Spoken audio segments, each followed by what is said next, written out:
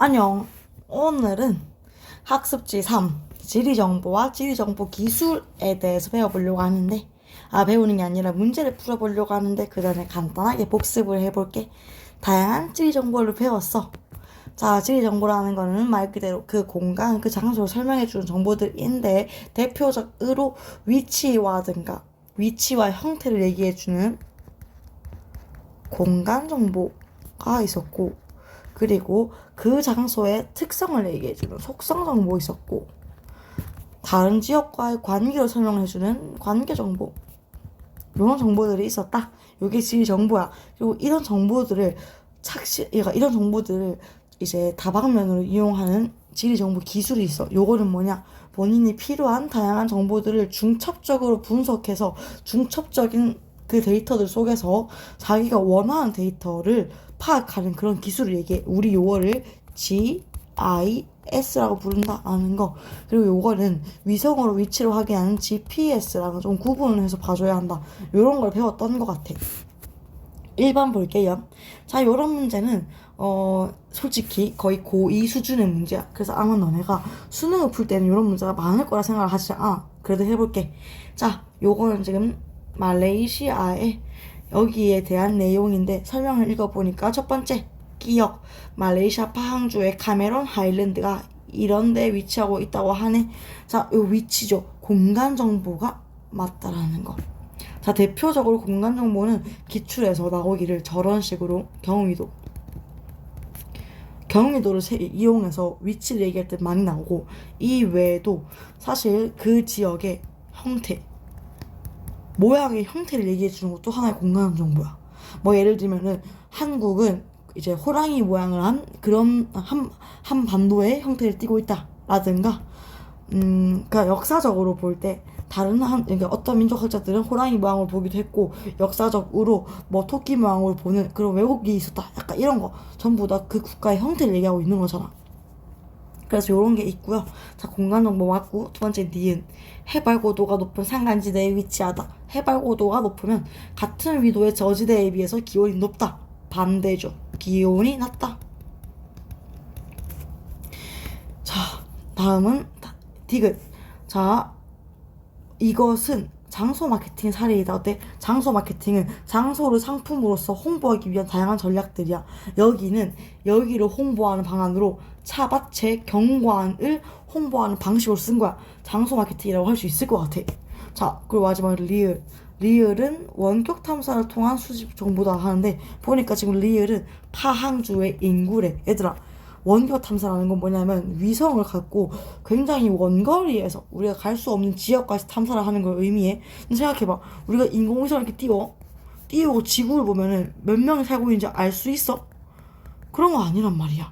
그래서 요거는 틀렸다고 할 수 있겠다. 자, 그리고 종종 기출에 원격 탐사라는 키워드가 나와서 하는 말이야. 자, 요거는 어떤 특징이 있냐면은, 일단은 먼 거리를 이제 위성이 이렇게 넓은 원거리에 넓은 지역을 탐색하기에 아주 유리해. 그리고 어떤 특징이냐면, 평소에 인간이 접근하기 힘든 지역들, 접근이 어려운 지역을 탐색하는 데 유리하게 원격 탐사야. 그리고 원격 탐사라는 거는 장기간의 정보를 수집하는 거에도 유리해. 이런 게 원격 탐사의 특징이거든. 그런데 보통 이런 속성 정보들은 원격 탐사로 하지는 않아. 자, 그래서 이거 좀 지우고 할게. 자, 요런 원탐은 주로 뭘 수집하냐면, 예를 들면은 기출에 많이 나오는 키워드는 그런 거야. 막 북극의 빙하 면적 감소. 자, 생각해봐. 우리 있잖아, 북극이라는 곳 가볼 수 있어? 못 가지. 접근이 어려운 지역이야. 그리고 빙하 면적 감소하는 거, 이거 파악하려면 굉장히 넓은 지역을 한 번에 보아야겠지. 이것도 원격 탐사의 하나의 특징이라 볼 수 있을 것 같아. 자, 그래서 이런 게 원탐을 통해 수집한 정보지, 요거는 아니다라는 거. 그래서 정답은 디귿과 기억인 기디였다. 2번 넘어갈게요. 2번. 자, 우리 앞으로 지리정보와 지리정보 기술, 요런 기출에서는 이런 문제 많이 풀 거거든. 근데 이거는 그냥 차분히 풀면 돼. 솔직히 이걸 틀린다는 건 뭐냐면은 그냥 너무 문제를 풀 때 흥분하는 거야. 자, 차분히 풀어볼게. 뭐시기 아동의료시설 건립을 하는데 합산 점수가 높은 국가를 선정하고 동점일 때에는 합계 출산율이 높은 국가를 선정하는데, 자, 이런 조건을 왜 준 줄 아니? 얘들아, 보통 동점인 상황이 마지막에 발생을 하고 그 두 지역이 이거를 비교해서 풀라는 뜻이야. 자, 근데 요 문제는 이런 GIS 문제에서 볼 수 있는 가장 어려운 문제야. 왜냐하면은 지도에서는 A, B, C, D, E로 주고 있는데 실제 국가 정보는 이렇게 줘버렸어. 그러면 우리가 A, B, C, D, E를 알맞게 여기에 매칭을 시켜야 하는 뜻이거든. 해볼까? 인도 A다. 라오스 요게 베라캄이었어. B네. 베트남 C, 필리핀 D, 말레이시아 E. 자, 이제 풀어보자. 자, 합계 출산율부터 비교할게. 자, 요거 보니까는 2.5를 초과하면 3.1에 2.5 초과하는 거 3점. 딱 한 개밖에 없어. 2부터 2.5 사이는 2.1에 자, 한 개, 두 개, 그리고 마지막 나머지는 1점이겠죠.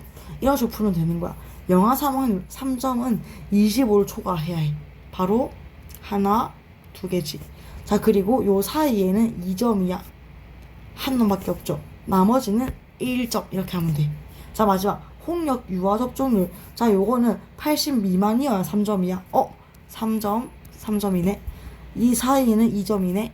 2점. 나머지는 1점이네. 이렇게 풀 수 있겠다. 자, 이러고 더 해보면은 6, 8, 8, 3. 말했지? 동점이 있을 거라고 했어.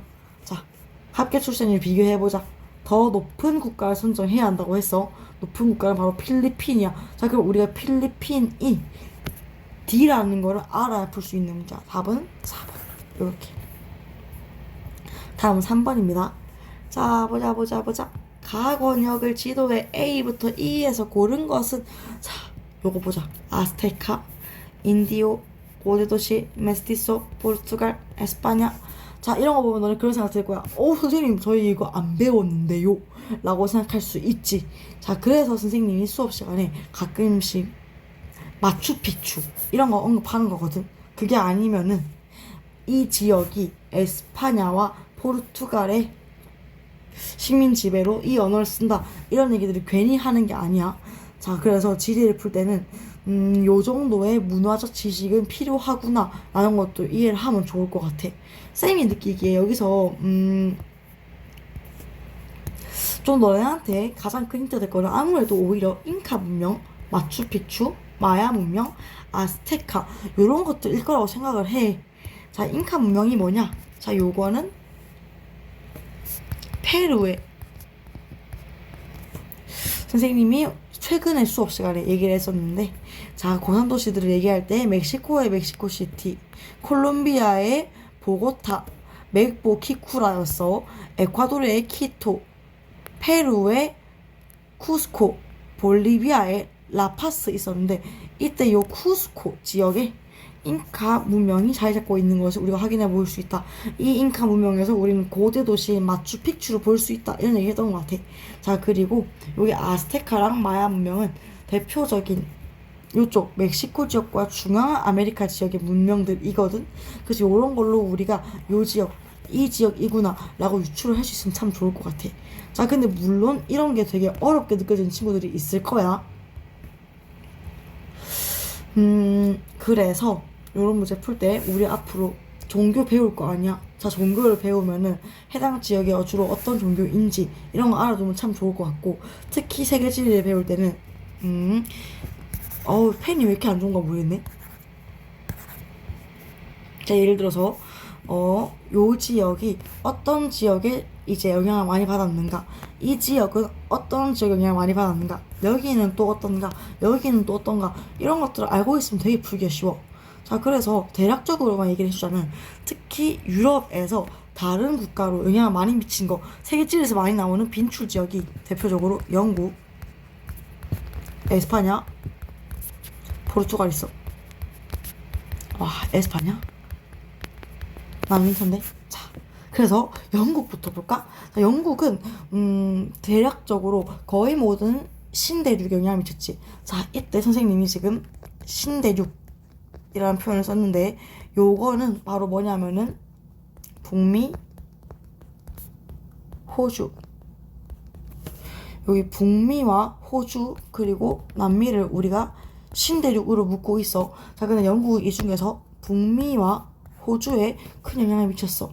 그래서 호주도 영어를 쓰고 크리스티교를 사람들이 많이 믿고 있고, 북미도 영어를 쓰고 크리스티교를 많이 믿는 거야. 그래서 우리가 캐나다를 공부할 때 여기는 크리스티교를 믿는데, 캐나다의 퀘벡은 영국이 아닌 특이하게 프랑스의 식민 지배로 가톨릭교를 믿는다. 이런 말도 있잖아.